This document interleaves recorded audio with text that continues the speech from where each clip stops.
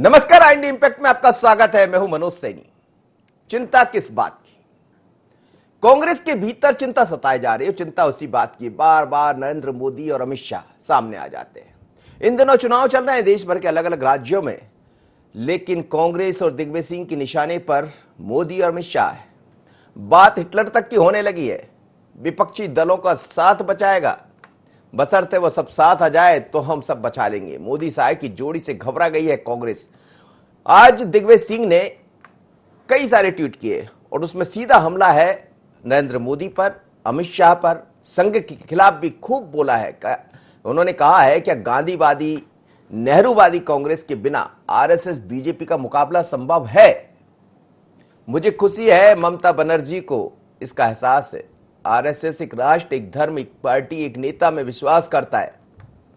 वे ना तो लोकतंत्र में विश्वास करते हैं और ना ही उदारवादी मूल्यों पर। संघ विचारधारा के विरोधी राजनीतिक दलों का संघीय गठबंधन समय की जरूरत है। देश की नियंत्रित लोकतंत्र के अधिनायकवादी स्वरूप से बचाने के लिए एक साथ हम सबको आना पड़ेगा। लेकिन कहते हैं कि जब जब दिग्विजय सिंह ऐसा बोलते हैं, जब जब दिग्विजय सिंह ऐसा ट्वीट करते हैं, तो उसका लाभ कहीं ना कहीं सत्ताधारी पार्टी को मिल जाता है। ऐसा लगातार कहते रहे। हमने सुना है कई बार मंचों से कि बढ़िया है दिग्विजय सिंह जी ऐसा कहते रहे ताकि हमारे लिए रास्ता आसान हो जाए। उन्होंने फिर कह दिया है कि उनकी ताकत बहुसंख्यकों के मन में डर डालना है। वे डर फैला रहे हैं कि अल्पसंख्यक वर्षों में उनके आगे निकल जाएंगे। उनका नारा है, जागो हिंदुओं, हमारा धर्म खतरे में है। हिटलर के लिए यही यहूदी ने कहा था। लिबरल, मॉडरेट, मॉडर्न डेमोक्रेसी में विश्वास करने वालों को समझना चाहिए। कई तरह के ट्वीट किए और ले दे के लोकतांत्रिक मूल्यों पर सवाल खड़े किए हैं। निशाने पर आरएसएस है, निशाने पर मोदी है, निशाने पर अमित शाह है। पर क्या यह माना जाए कि जितना दिग्विजय सिंह कहेंगे उसको भारतीय जनता पार्टी की सरकारें, भारतीय जनता पार्टी के नेता, आरएसएस अपने ढंग से बना लेंगे? क्योंकि कहते हैं दिग्विजय सिंह का कुछ भी कहना कम से कम इन पार्टी मोदी और अमित शाह के लिए तो पॉजिटिव होता है, ऐसा कहा जाता है। ऐसे हम नहीं कहते, बीजेपी के लोग कहते हैं। चलिए, मेरे साथ तीन मेहमान जुड़ रहे हैं। दुर्गेश शर्मा जी है, कांग्रेस के प्रवक्ता है। दुर्गेश जी, आपका स्वागत है। चेतन जी है, भारतीय जनता पार्टी के नेता है, केंद्र में अलग अलग समितियों में विशेष जिम्मेदारी निभा रहे हैं। और शिव अनुराग पटेरिया जी है, वरिष्ठ पत्रकार। आप सभी का बहुत बहुत स्वागत है। सबसे पहले शिव अनुराग पटेरिया जी के पास चलूंगा, फिर बाद में मैं प्रतिक्रिया लेता हूं दोनों की। सर, ये बार बार आरएसएस का जिक्र करना, भारतीय जनता पार्टी खासकर अमित शाह और मोदी पर निशाना साधना, और ऐसे दौर में जब हम देख रहे हैं कि ममता बनर्जी ने भी ये कहा कि हम सबको एक होना पड़ेगा, तो क्या ये रास्ता आसान कर रहा है भारतीय जनता पार्टी का? दिग्विजय सिंह ने आज करीब 8 से 10 ट्वीट किए हैं अलग अलग। देखिए, दिग्विजय सिंह जी कांग्रेस में रहकर कई बार भाजपा और संघ का भला करते रहते हैं। जितनी वो खिलाफत करते हैं उतना ज्यादा पोलराइजेशन होता है। सबसे बड़ी बात है, जब आप हिंदुत्व पर हमला करेंगे, भले ही आप बहुत बड़े हिंदुत्ववादी हों, तब आप जो हिंदूवादी संगठन हैं, हिंदू सोच के लोग हैं, उनको आप पोलराइज करते हैं। ये दिग्विजय सिंह पर भी लागू होता है, ममता बनर्जी पर भी लागू होता है। जैसे ही आपने बाकी संगठनों से कहा कि बीजेपी के खिलाफ आपको एक होना है, इसका मतलब यह है कि अब आप सब मिलकर भी बीजेपी के संघ के बराबर नहीं है। फिर संघ के बारे में आपसे बात करूं। संघ भाजपा का विचार पुंज है, आध्यात्मिक गुरु है, और इसलिए लगातार हमले करते हैं। मुझे लगता है कि बेहतर पॉलिसी तो होती कि कांग्रेस सिर्फ सेकुलर एजेंडे के साथ आगे बढ़ती। जो जो आप किसी पर बहुत ज्यादा ध्यान आकर्षित करते हैं, तो या तो वो आपके दिमाग में होता है या आपके दिल में होता है। कांग्रेस, मुझे लगता है, ये गलती लगातार कर रही है। सबसे बड़ी बात है कि अगर आप याद करें कि कांग्रेस ने आज से 10 साल पहले एक कमेटी बनाई थी, एक एंटोनी कमेटी। उसमें कहा गया था कि कांग्रेस जो बहुसंख्यक समाज है उसके खिलाफ और अल्पसंख्यकों में पक्षधर नजर आती है। कई बार लोगों को है कि नहीं है। सबसे बड़ी बात है, दिग्विजय सिंह जी बहुत ही कुशल प्रशासक हैं, बहुत बढ़िया व्यक्ति हैं, लेकिन सबसे बड़ी बात है, जब आप संघ पर निशाना साधते हैं तो संघ के जो अनुसांगिक संगठन उनको आप एक करने का काम करते हैं। दूसरा, ममता बनर्जी ने जिस तरह से पत्र रखा, कुल मिला के मुझे लगता है एक इमरजेंसी कॉल जैसा है, और ममता को लगने लगा है कि अब वो संघ से, बीजेपी से नहीं निपट पा रही हैं। मुझे लगता है ये पैनिक रिएक्शन, पैनिक कॉल, ये काफी दिक्कत। अगर कांग्रेस, दूसरे दल लगातार अपने अपने एजेंडे पर वामपंथी की तरह से चलें, कांग्रेस सेकुलर एजेंडे के साथ आगे बढ़े, तो मुझे लगता है चीजें बहुत आसान हो जाएंगी। कहते हैं ना, copy can not be better than the original. आप 1 करोड़ रुपए की कॉपिंग मशीन ले आइए, लेकिन मूल के बराबर वो नहीं हो सकती है। उस तरह व्यक्ति और विचारों के बारे में भी होता है। अगर आप अपने एजेंडे पे आगे चलते हैं तो कांग्रेस के सामने बहुत सुनहरा इतिहास है। मध्य प्रदेश में अधिकांश समय कांग्रेस के शासन रहा है। बहुत ही सुंदर सुंदर, बहुत ही बढ़िया बढ़िया प्रशासक, सुंदर मतलब वो देखने में नहीं, काम करने के तौर तरीके, चाहे मोतीलाल वोरा हो, चाहे श्यामा चंद्र शुक्ला हो, चाहे पीसी सेठी हो, अर्जुन सिंह जी हो, जी। बहुत बढ़िया प्रशासक ने दिए हैं और सबको साथ लेके मुझे लगता है कहीं ना कहीं कांग्रेस का लोगों के साथ जो कनेक्ट है वो इससे कमजोर पड़ रहा है कि अल्पसंख्यकों को का पक्ष जब वो दिखाई देती है और बहुसंख्यक के खिलाफ कई बार दिखाई देती है कि नहीं है वो नहीं कहता हूँ। सबसे बड़ी बात है परसेप्शन आपके बारे में। तो मुझे लगता है कांग्रेस को जिस पे हमला करना है, संघ पे करना है, बीजेपी करना है, करे, खूब करे, लेकिन कम से कम उनका एजेंडा ये देखना चाहिए। बीजेपी बड़ी होशियारी से आगे बढ़ती है और मुझे लगता है कि इस देश में एक सशक्त विपक्ष का होना बहुत जरूरी है। कांग्रेस के शुभ की कामना मैं करता हूँ। सशक्त विपक्ष होगा तो एक प्रजातंत्र की जो गाड़ी है उसके पहिए समानता के साथ आगे बढ़ेंगे। जी जी, बिल्कुल आपने ठीक कहा और होना ही चाहिए, विपक्ष की बहुत जरूरत है। दुर्गेश शर्मा जी, सवाल यही है कि बार बार अमित शाह, मोदी निशाने पर आ जाते हैं और ये हम नहीं कह रहे, ये आपने भी देखा है कि जब कहीं कोई ऐसी बातें आई है तो उसका लाभ वो ले गए हैं। उसकी वजह यह है कि एक अलग तरह का संगठन काम करता है लोगों के बीच में। उन मैसेज जो आप, हो सकता है आपके मन में ठीक बात हो, लेकिन वो मैसेज को गलत तरीके से कन्वे हो जाता है, या ये कहा जाए कि वो अपने सही तरीके से कन्वे कर देते जनता के बीच में, उसका लाभ उनको मिल जाता है। ऐसे समय जब कई राज्यों में चुनाव चल रहे हैं, क्या इन सब की जरूरत पड़ रही है? ये बात सही है मनोज जी। भारतीय जनता पार्टी शब्दों को तोड़ मरोड़ के और अपने पक्ष में ले जाने में माहिर है। जिस तरीके का उनका प्रचार तंत्र है, जिस तरीके का षड्यंत्रकारी सोच है, वो कहीं ना कहीं अपने पक्ष में उसको कर लेती है। हमने देखा एक बार नहीं अनेक बार, जब ये कहा गया है कि एक नीच सोच काम कर रही है तो उसको नीच जाति पे ले जाके जोड़ दिया गया। तो ये भारतीय जनता पार्टी ही कर सकती है। जैसे माननीय राहुल गांधी जी ने जब ये बात बताई कि मोदी जी ने कहा था कि एक तरफ से आलू डालूंगा तो दूसरी तरफ से सोना निकलेगा, और पूरी उस बात को समझाया तो उसको काट छांट करके कि राहुल गांधी जी ये कह रहे हैं कि मशीन से एक तरफ आलू डालूंगा दूसरी तरफ सोना निकालूंगा, जबकि सत्य था कि मोदी जी ने एक उदाहरण प्रस्तुत करा था। उसी तरीके से जैसे भी पश्चिम बंगाल में बहुत सारी बात जाके, क्षमा चाहूंगा, बांग्लादेश में बहुत सारी बातें जाके वो बोल के आ गए। तो भाजपा अपने हिसाब से करती रहती और जो ठीक है वो फायदा उठा लेती थी। पर अब पिछला जो कुछ समय है, ये आप कह रहे हैं कि माननीय मोदी जी का ये सेकंड टर्न है, इसमें देशवासी लगभग समझ चुके हैं कि इनकी वर्किंग और कार्यशैली क्या है।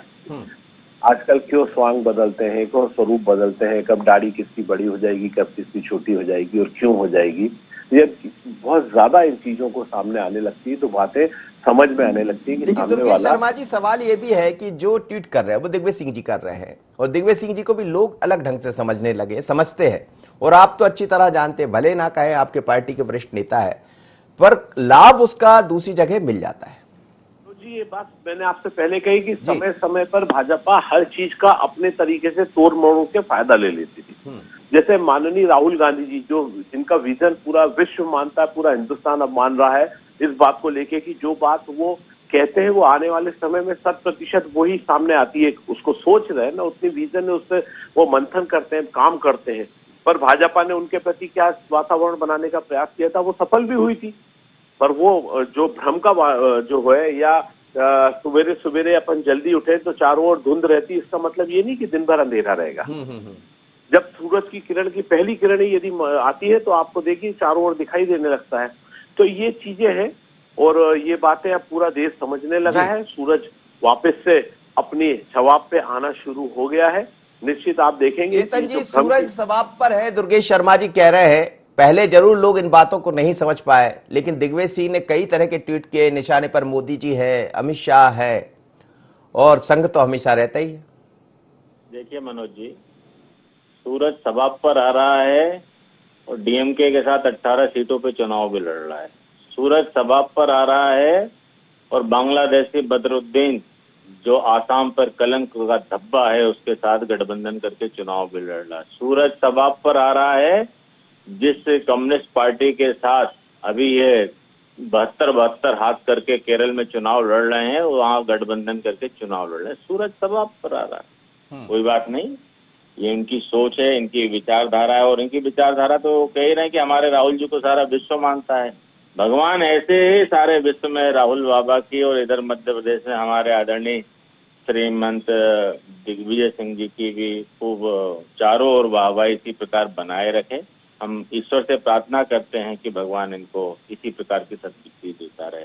वो ट्वीट करते रहे। जी ने जिस तरह का ट्वीट किया मैंने देखा अभी जी, आपको नहीं लगता है कि राष्ट्रवाद की विचारधारा से सब जितने भी इस देश को तोड़ने वाले मंसूबे, जिन ताकतों को इस देश में हिंदुस्तान जोड़ने नहीं तोड़ने का निरंतर काम कर रहे थे, घबराहट है, छटपटाहट है, डूबने का खतरा है कि बचाओ त्राईयाम बचाओ, मोदी जी अमित शाह जी संग संग संग। अरे भाई क्यों इतना डरते हो? विचारधारा से डर रहे हो आप।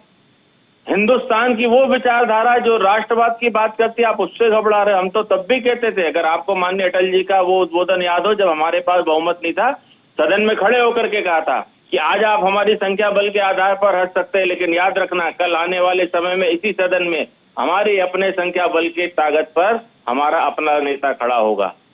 ये विचारधारा का काम है।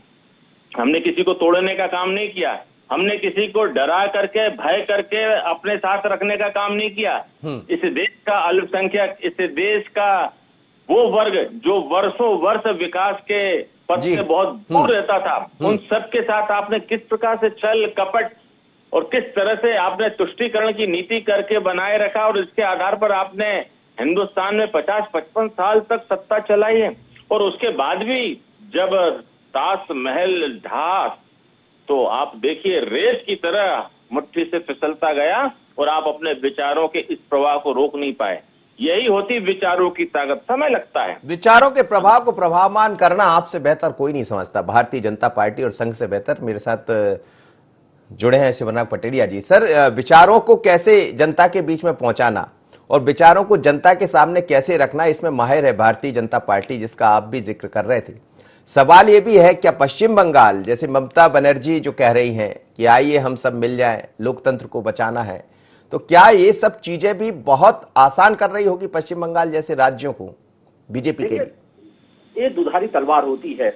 हो सकता है प्रतिपक्ष एक हो जाए, सेकुलर ताकतें एक हो जाएं, ममता के साथ बहुत से लोग खड़े हो जाएं, क्योंकि जब आपात काल होता है या कोई संकट का काल होता है, सारी चीजें एक हो जाती हैं। मैं उस उदाहरण को बिल्कुल नहीं दोहराना चाह रहा हूँ कि इस तरह से चीजें एक होती हैं, लेकिन कुल मिलाकर सबसे बड़ी बात है कि जब विपरीत स्थितियां होती हैं तो विभिन्न विचारधाराओं के लोग भी एक साथ खड़े हो जाते हैं। अब इनकी विचारधाराएं एक हैं, बहुत अच्छी नहीं है, एक हो जाए बहुत अच्छी बात है, संकट होता है तब एक हो जाए। लेकिन मुझे लगता है अगर एक अलग किस्म का पोलराइजेशन ममता की अपील पर होता है तो निश्चित तौर पर भारतीय जनता पार्टी के लिए एक स्थिति का निर्माण हो सकता है। और अगर नहीं हुआ तो मुझे लगता है कि भाजपा अपने रंग में, अपने तेवरों में खेलती हुई आपको दिखाई देगी। जी जी। तो सर, ये जो दिग्विजय सिंह जी का बार बार कहना, क्या इस बात को वो भी समझ रहे हैं? देखिए, दिग्विजय सिंह की अपनी एक स्टैक पॉलिटिक्स है। वो हमेशा प्रैक्टिसिंग हिंदू के तौर पर प्रस्तुत होते हैं, देश में सेकुलरवादी ताकतों का पक्ष लेते हैं और हिंदू और मुसलमानों में जो अतिवाद है उसके खिलाफ भी खड़े होते हैं। उनके कहने दिक्कत कोई नहीं है, लेकिन कई बार जो उनका टाइमिंग है वो कांग्रेस से ज्यादा बीजेपी को मदद कर जाता है। जब आप संघ के खिलाफ खड़े होते हैं तो संघ के जितने भी अनुसांगिक संगठन हैं इंक्लूडिंग बीजेपी संघ के साथ खड़े हो जाते हैं। मुझे लगता है जितनी हमले कम किए जाएं, दरअसल उसके पीछे गणेश है सारी कि संघ सोनिया गांधी यानी कांग्रेस की राष्ट्रीय अध्यक्ष के खिलाफ है, और कहते हैं दुश्मन का दुश्मन दोस्त हो जाता है, तो वो जाके दुश्मन के मतलब जो अपने व्यक्ति है उसके जो दुश्मन है उसके खिलाफ खड़े हो जाते हैं। इस तरह वो नेतृत्व के साथ खड़े दिखाई देते हैं। मुझे लगता है इसके पीछे उनकी रणनीति ये है। दुर्गेश जी, वो एक जगह ट्वीट में ये भी कर रहे हैं कि जागो हिंदुओं, धर्म खतरे में है। अब जब हिंदू को यदि दिग्विजय सिंह जी जगाएंगे, कोई दो मत नहीं है, वो राम की पूजा करते, राम के आराधक है, उनके यहाँ पूजा होती, मुझे सब पता है। पर कई बार जिस चीज का आप भी कह रहे थे, आपने भी इस बात को स्वीकार किया है, क्या हिंदू जाग जाएंगे दिग्विजय सिंह जी के कहने से, या फिर बीजेपी को जगाने का एक नया मौका मिलता है? मनोज जी, ना मैंने ये बात बोली कि दिग्विजय सिंह जी के ऊपर किसी तरह की, मैंने हाँ ये बात जरूर बोली। नहीं, मैंने ये बोला कि आपने इस बात को माना है कि कई दफा हमारी बातों को बीजेपी उठा लेती है, आपने इस बात को कहा, मैं ये नहीं कह रहा। जी, अपनी बात पूरी कीजिए। जैसे मैंने अभी बोला कि सूरज सवाब पे, क्योंकि मेरी बात पूरी शब्दों को हो पाता उससे पहले आपने उस शब्द को पकड़ के आगे डिबेट बढ़ा दी नहीं थी। नहीं, उस पर भी आप पूरी कीजिए जी, कहिए। जी मनोज जी, तो उस बात पे भी माननीय चेतन जी ने एक राजनीतिक पूरा स्टेटमेंट देना शुरू कर दिया कि हम इतनी जगह पे नहीं लड़ रहे हैं, ये नहीं कर रहे हैं, वो नहीं कर रहे हैं। खैर इन सब बातों का कोई औचित्य नहीं है, ये तो भविष्य बताएगा कि कौन कहाँ क्या था। हाँ, मैंने इसलिए बोला था सूरज सवाब पे आ रहा है, मतलब जो उसकी गर्मी और उससे जो धुंध है वो खत्म होगी। जो भ्रम का वातावरण, जो नकारात्मकता फैलाई गई है या फैलाई जा रही है, वो खत्म होगी। भाई अटल बिहारी वाजपेयी जी के समय की बात कर रहे थे, उनका जिक्र किया था। मैं मानता हूं कि अटल बिहारी वाजपेयी जी का भी एक अलग दौर था और वो अटल अडवाणी का दौर था जिसने हिंदुस्तान के अंदर कुछ सकारात्मक सोच के संग काम किया था। उस समय हिंदुस्तान के अंदर अटल अडवाणी की सोच चलती थी, आज संघ की सोच चल रही है। उस संघ की सोच पे अटल अडवाणी की सोच कहीं ना कहीं हावी थी और उसी के कारण अटल बिहारी वाजपेयी जी का सम्मान हिंदुस्तान के अंदर हर दल, हर व्यक्ति और हर समाज का व्यक्ति करता था। उस समय हिंदुस्तान के अंदर हिंदू, मुस्लिम, सिख, ईसाई आपस में भाई भाई, ये अटल बिहारी वाजपेयी जी भी बोलते थे और पूरा हिंदुस्तान बोलता था और कांग्रेस की इस विचारधारा के साथ सब चलते थे। पर अब क्या हो रहा है? वही सोच काम कर रही है, वही संघ की सोच आज हिंदुस्तान पर कहीं ना कहीं प्रयास कर रही है कि वह गोडसे जैसे हत्यारों को और पैदा करे। वो हिंदुस्तान के अंदर जो हिंदुओं में भेद करे। आज मैं इस बात को बिल्कुल, आप भी तो संकट पे बदल गए, फिर बात ग्वालियर पे चली जाएगी कि जो गोडसे की बात करते थे वो आपके साथ खड़े हो गए।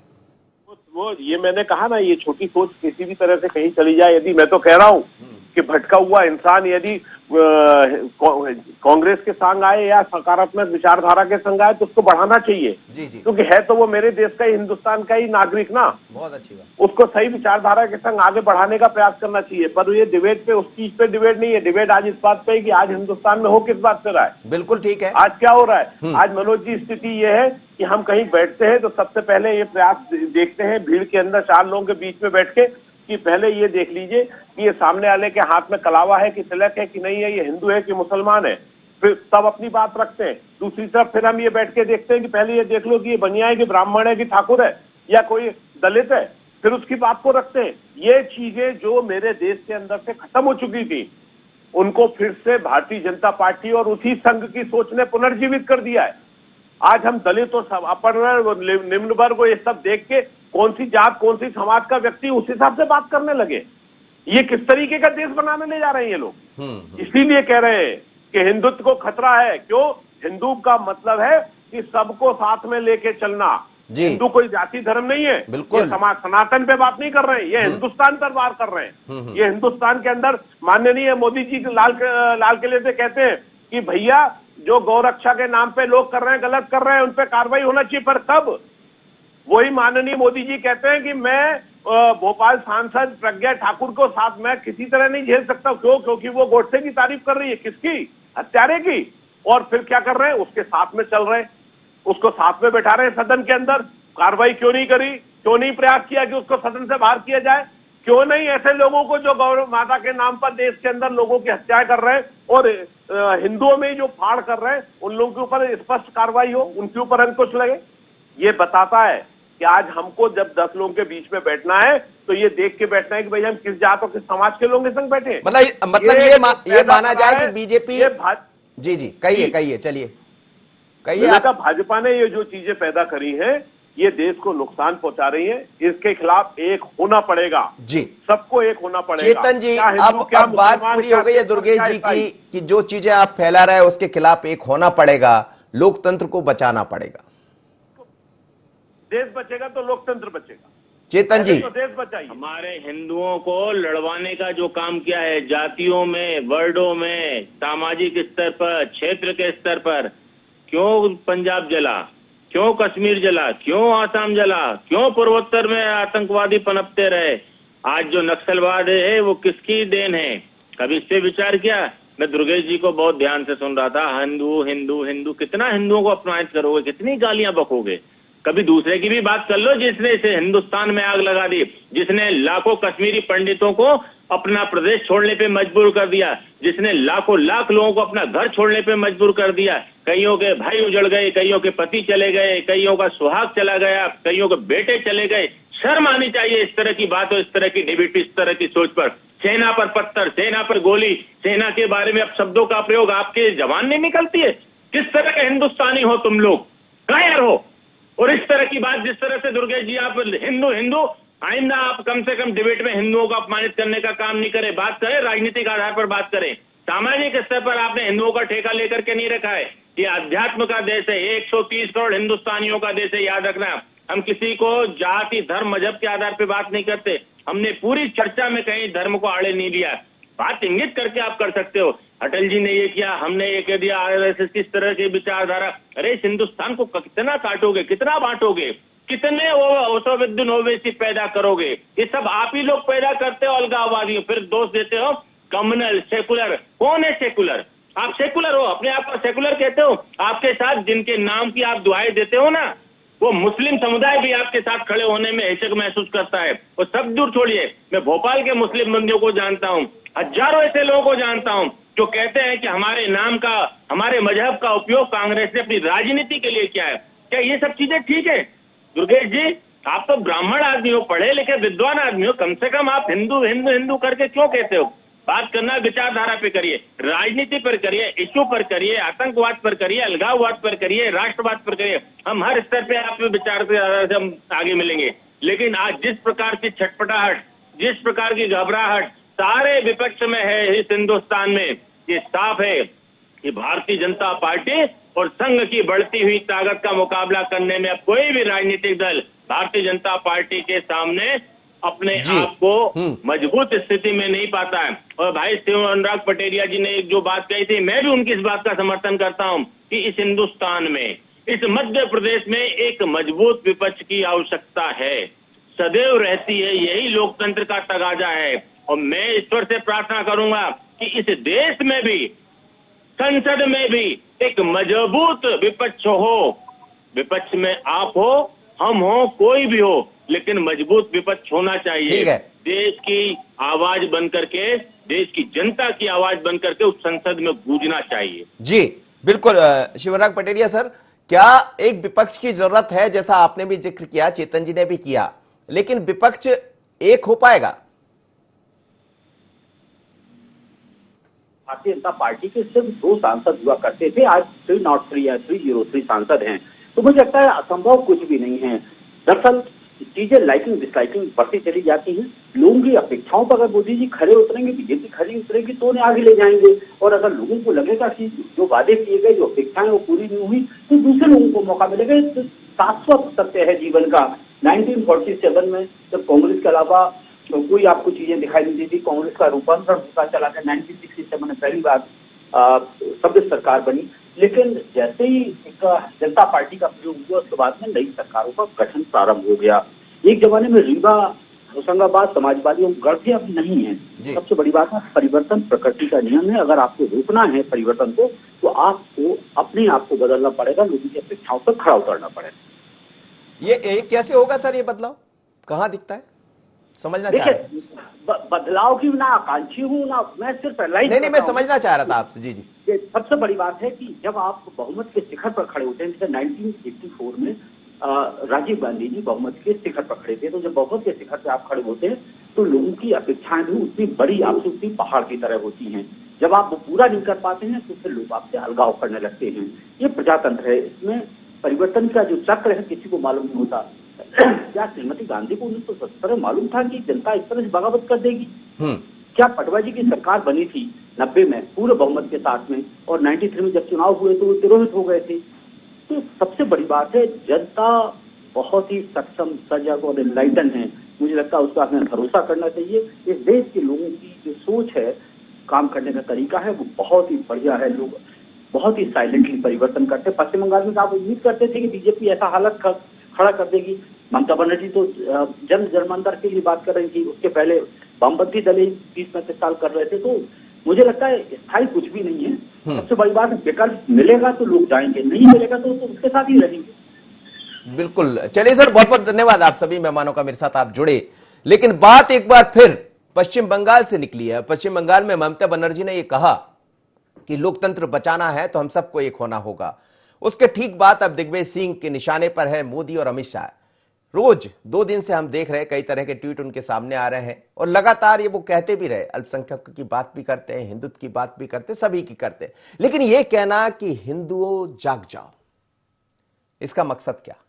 क्या फिर वही तो नहीं होगा कि जैसा दिग्विजय सिंह जब जब अपनी कोई बात कहते हैं उसका लाभ भारतीय जनता पार्टी या संघ उठा लेता है और बीजेपी इसमें कतई पीछे नहीं होती? आपको याद होगा गुजरात का चुनाव, आपको याद होगा अन्य जो बड़े चुनाव हुए पिछली बार 2014 में क्या हुआ था, वो भी आपको याद होगा। लेकिन इन्हीं बातों पर शायद भारतीय जनता पार्टी का संगठन काम करता है। पल पल की खबर कैसे पकड़ना है, कहां क्या करना है, और जरा आपने गलती की तो उसका लाभ बीजेपी उठा ले जाती। सवाल ठीक है, जायज है, दिग्विजय सिंह विपक्ष में है, वरिष्ठ नेता है और वो जानते हैं कि मुझे कब क्या कैसे बोलना है, कब क्या लिखना है। और एक बार फिर उन्होंने कई ट्वीट किए हैं और निशाने पर अमित शाह और मोदी है। पर चिंता किस बात की, ये समझने की जरूरत है। इतना ही, मुझे दीजिए इजाजत, बने रहिए IN24।